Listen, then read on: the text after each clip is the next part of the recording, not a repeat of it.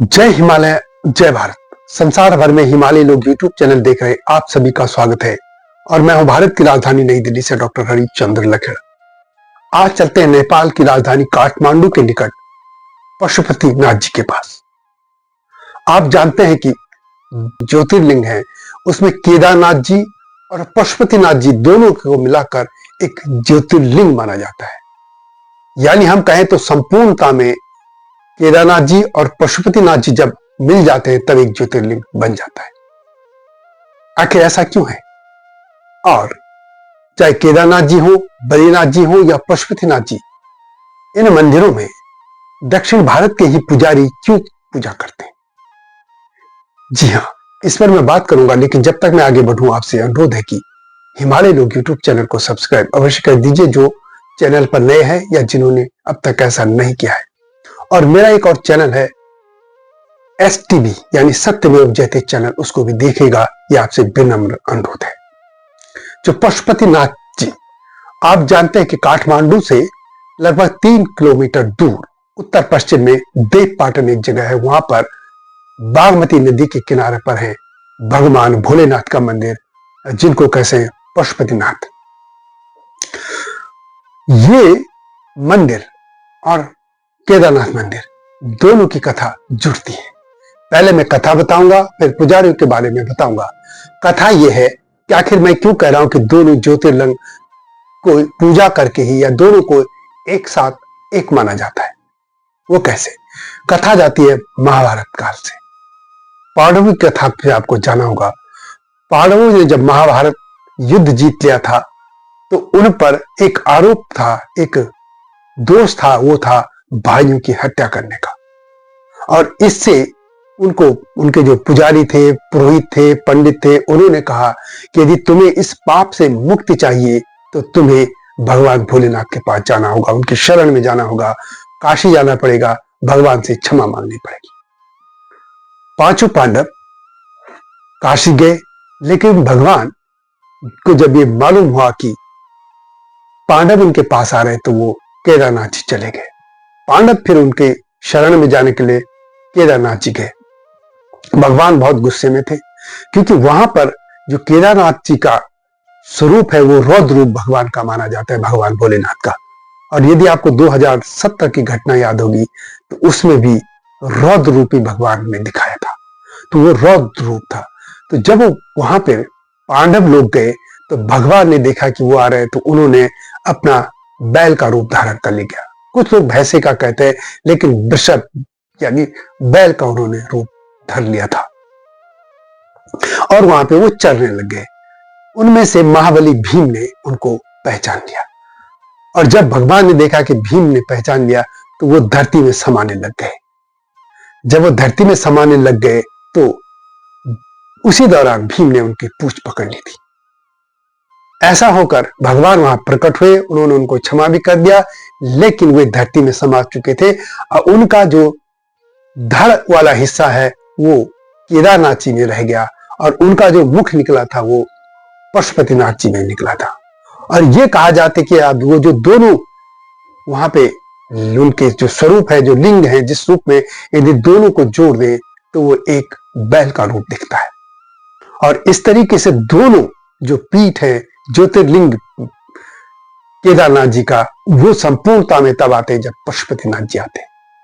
और पशुपतिनाथ जी आप जानते हैं कि पशुपति यानी जो पशुपति एक संप्रदाय था, शैव संप्रदाय का, और उसमें पूरे मानव जो सभ्यता है, जिसने भी, या प्राणी, हम मानव भी नहीं कहेंगे, पूरी जो इस ब्रह्मांड में प्राणी पाए जाते हैं उनको पशु मानते हैं, और पशु को पाश से ये मुक्त होने की बात करते हैं। तो पशु और उनके पति माने जाते हैं भगवान भोलेनाथ, इसलिए वो पशु के पास पशुपति इस रूप में वहां पे पूजे जाते हैं। नेपाल में जितने भी भगवान भोलेनाथ के मंदिर हैं, जो ज्योतिर्लिंग हैं, उनमें सभी में पशुपतिनाथ हो या केदारनाथ हो, या आगे आप यदि आप कश्मीर की तरफ चले जाएं, अमरनाथ, ये जितने भी नाथ नाथ आप एक शब्द देख रहे होंगे, ये वास्तव में नाथ संप्रदाय, गुरु गोरखनाथ जी का जो नाथ संप्रदाय था, उन लोगों ने, उनके जो साधु थे, शिष्य थे, वो ये सब हिमालय की तलहटी में आए, हिमालय क्षेत्र में भी आए थे। तो इन तमाम मंदिरों की सेवा सुरक्षा उनके हाथ में भी एक समय पे रही थी। तो जैसे केदारेश्वर भगवान का नाम है केदारनाथ जी, तो नाथ शब्द वहीं से जुड़ा था। पशुपतिनाथ वो भी वहीं से जुड़ा था। और केदारनाथ की जहां बात है तो ये वास्तव में ये भगवान शिव का ही जगह थी। अब भगवान विष्णु ने उस जगह को मांग लिया था। तो एक दिन में जो पूरे 365 दिन हैं उनमें एक दिन वहां पर भगवान शिव की पूजा आज भी होती है।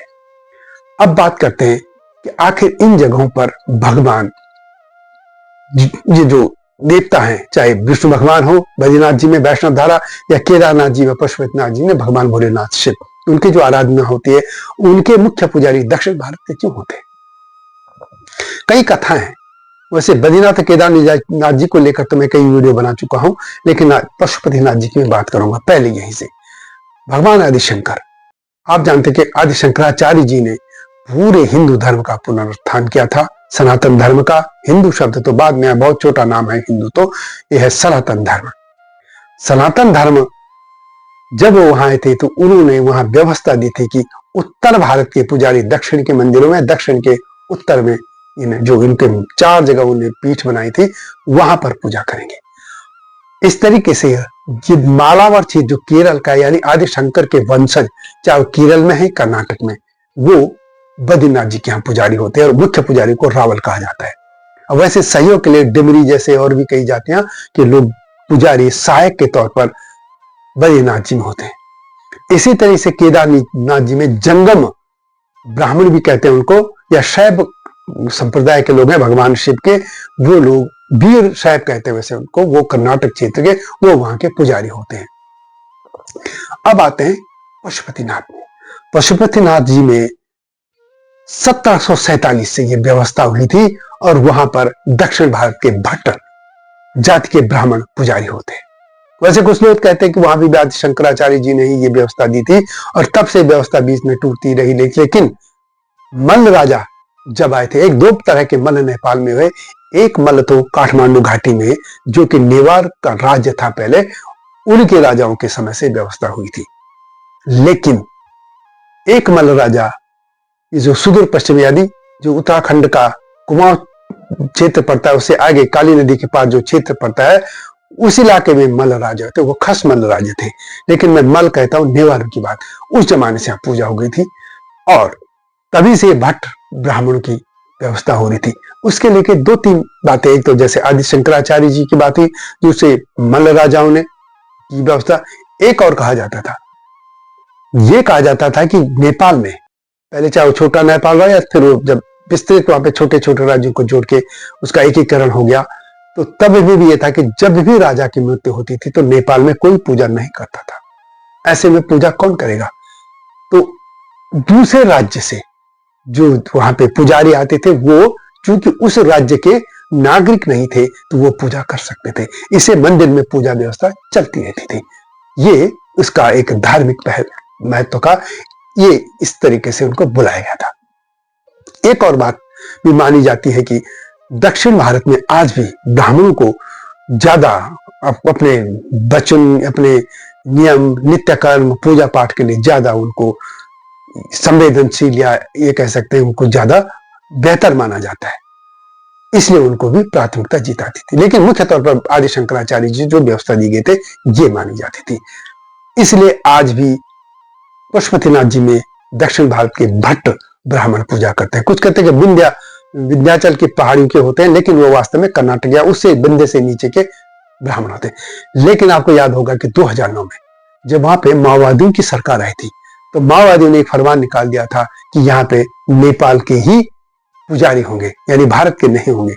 वो पॉलिटिक्स से ले आए थे धर्म में, और धर्म में ले आए थे, लेकिन लोगों ने बहुत विरोध किया, सामाजिक तौर पर बड़ा विरोध हुआ और ये मामला सुप्रीम कोर्ट में भी गया। सुप्रीम कोर्ट ने भी स्टेट के, यानी राज्य के, या जो सरकार थी नेपाल सरकार, उसके आदेश पर रोक लगा दी थी। और उसके बाद विरोध हुआ, जब तेज बढ़ा तो लोगों के विरोध के कारण सरकार को झुकना पड़ा और आज फिर वही पुराना व्यवस्था फिर बाद में लागू कर दी गई।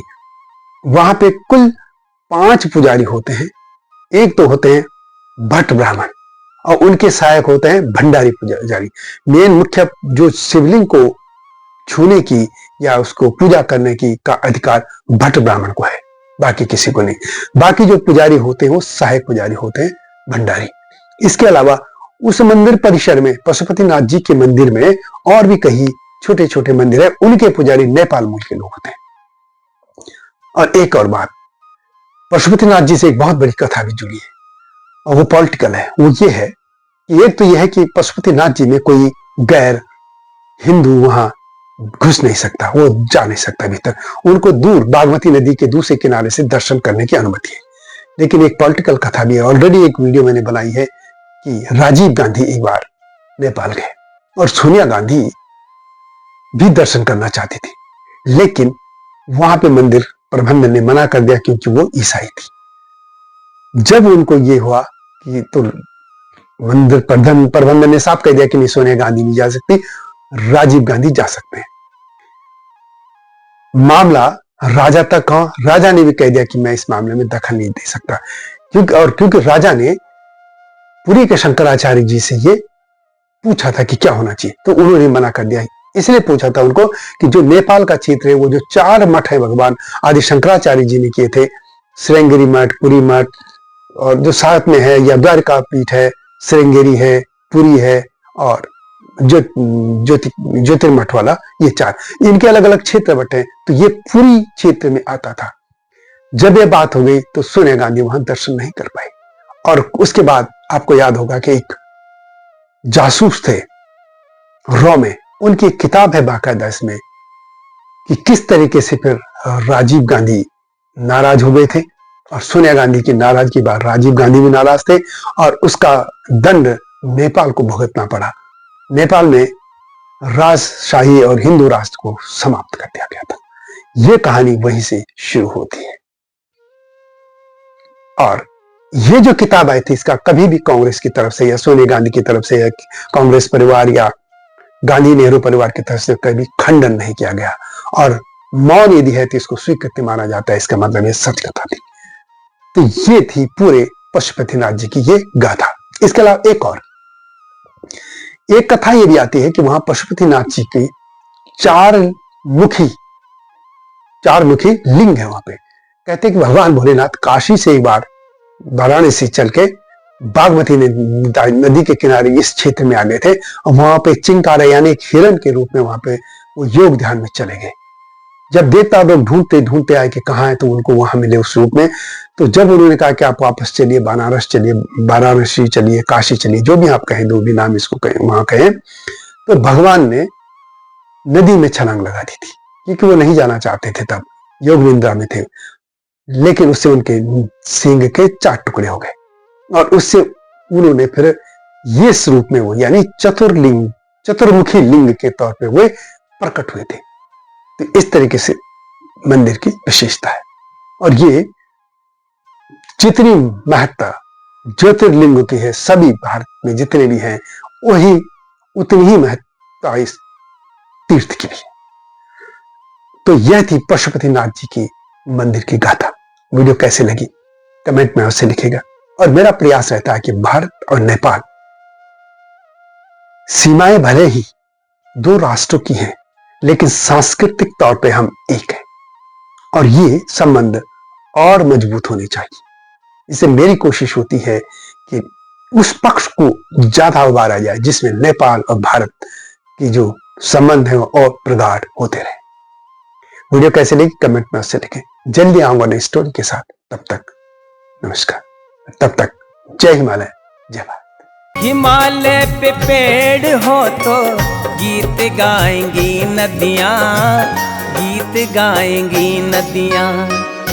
पेड़ों पे चिड़िया है तो गीत गाएंगी नदियाँ, पेड़ों पे चिड़िया है तो गीत गाएंगी नदियाँ। माँ की लोरी जैसे होते हैं नदियों के गीत।